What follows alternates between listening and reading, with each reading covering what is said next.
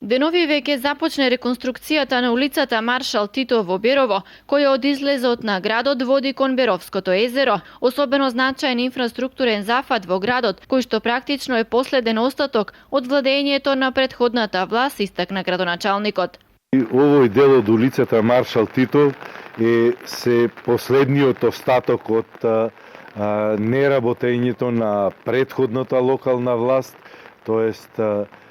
за овие 7 години додека сум градоначалник во Берово, успеав сите улици во централното градско подрачје и поголем дел од периферијата да ги реновираме, реконструираме и изградиме нови улици. Проектот опфаќа реконструкција на 550 метри од улицата Маршал Тито и широчина од 4 до 6 метри, со тротоарска површина од 1 метар од едната страна, а самата улица ќе биде поплочена со гранитни плочки, со што ќе се постигне ефект на зачувување на автентичноста на овој дел од Берово.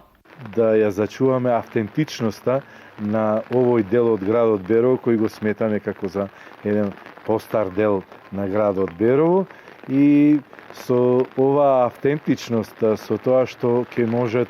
и после собствениците да си ги реконструираат, реновираат нивните индивидуални стамбени куќи, ќе направиме еден